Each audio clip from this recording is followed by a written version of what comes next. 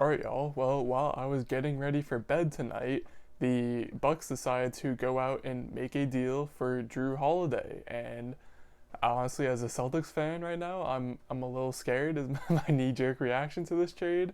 But getting into the actual details, the Bucks gave up Eric Bledsoe, George Hill, three first round picks, and two future pick swaps. All of that summed up for one Jrue Holiday. When it comes to the never-ending saga of will Giannis stay or will Giannis go, the Bucks have decided to throw yet another wrench into the wheel as as of now, they've fully sacrificed their future in order to try to keep Giannis on this team. Getting rid of three future first round picks, is no light deal. All of that for Jrue Holiday is quite a haul for the Pelicans, I will say on their behalf. But again, the Bucks are in a position where they feel like they're not going to need these picks. They have their star players. They have now paired an all defensive and all star talent to go along with both Chris Middleton and reigning MVP and Defensive Player of the Year Giannis Antetokounmpo. Overall, I think this is a really great fit for both sides. Jrue Holiday is a very needed ball handler and defender for the Bucks. He's pretty much just like a very souped out version of Eric Bledsoe, to be honest, and he's just going to be a great addition to this team.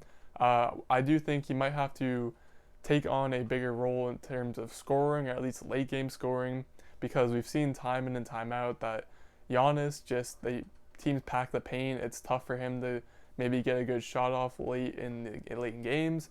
Chris Middleton has just kind of struggled as a closer as well. So hopefully Jrue Holiday can either provide some shot creation for either himself or for one of those two when it comes down to those possession by possession, late game scenarios. But man, I still can't get over three first round picks for Jrue Holiday. Like, this is some Paul George level stuff that we're dealing with right here. The Bucks are truly meaning business. They see all these rumors out here about James Harden potentially going to the Nets. They're having none of it. They're saying we're going to go out and get our own weapons and stockpile our own talent, and they've done just that. Also, a little side note, Robin Lopez decided to decline his player option today, so that has freed up a bit more money in terms of the Bucks being able to use their mid-level exception on a player, so they can go out and get another good vet. I don't really have any clue right now of who that might be, but either way, the Bucks were already looking like a finals-bound team before this, but now that they have Jrue Holiday, again, assuming there's no injuries or anything that crazy happens, Bucks are probably right now looking like the favorites to come out of the East yet again. And of course, we'll have to wait and see come playoff time if they're for real this time. But again, adding Jrue Holiday, no light move. Bucks seem to be going straight for the throat. The Pelicans side of things is where it gets a bit more tricky. So obviously, they get Eric Bledsoe, they get George Hill, they get three first round picks to add to their plethora of picks that they already have, and they also get some pick swaps, but those don't really matter for now. Anyway, let's get into the actual players. So George Hill I assume right now that George Hill won't be staying with the Pelicans for too long. I could easily see him being either a buyout. Actually, his contract's not really right for a buyout candidate, but I could definitely see him getting dealt at the deadline to a contending team that needs a backup point guard or something along those lines. Because George Hill in the Bucks last year very quietly led the league in three-point shooting percentage at 46%, which is very good. He is an elite shot maker from beyond the arc, and there's definitely going to be some team out there contending that needs that sort of spot-up shooting from their guard position. Again, George Hill, just a solid defensive player as well off the bench. Like, there were some games where he looked even better, like way better than Eric Bledsoe. So to me, it was a bit puzzling to see the Bucks willing to part ways with both Bledsoe and Hill. But I mean, either way, they are getting Jrue Holiday back, so it's understandable. I would have just maybe thought that they would try to maybe keep Hill or something like that, because Hill was a very productive player for them over these past couple of seasons. As for Eric Bledsoe, we all know Eric Bledsoe by this point does great in the regular season. Playoffs come and he hides away and does not perform. Bledsoe's still a very good, starter caliber player, great defender, not the best shooter, not the best playmaker, but you can feel comfortable starting him.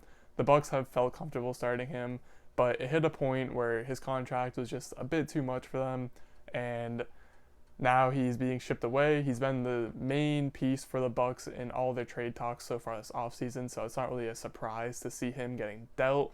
But now for the Pelicans, now that they have him, this is going to cause some rifts because, like I said, Bledsoe is on contract until 2023, and a lot of those payments are north of $15 million. I'm pretty sure his last year he's making $19 million, and Lonzo Ball is currently looking for an extension on his rookie contract, and I'm afraid to say it, but I think this might be the end of Lonzo in New Orleans. There were already some rumors floating around the time of the NBA bubble that Lonzo wasn't fully committed to the team and he wasn't trying his hardest and all of that. And, maybe this Bledsoe move is a way to maybe try to motivate him in some sort of way. I'm not really too sure, but I do know that the Pelicans are definitely not going to want to be paying both Bledsoe and Lonzo, some decently sizable deals over the next 4 or so years.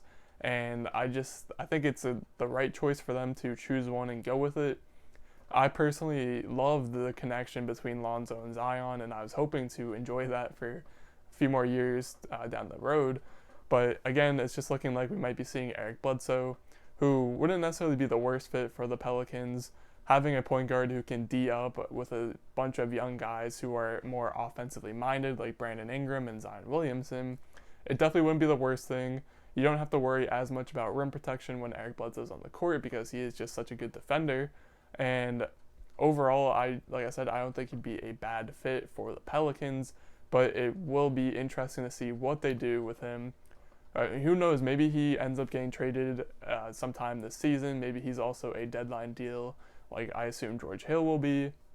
And maybe they just end up keeping Lonzo Ball after all. Either way, those decisions will be farther down the line, and there's not really too much for the Pelicans to have to worry about as of now. Most importantly for them, they did just receive 3 more first-round picks, and although it will be the Bucks, so a few of them will probably end up being later in the first round, a first-round pick is still a first-round pick, and getting 3 of them for one player is an absolute haul. We joke with the Anthony Davis leaving the Pelicans, but that's a haul, folks. I had to slip it in there. I'm sorry.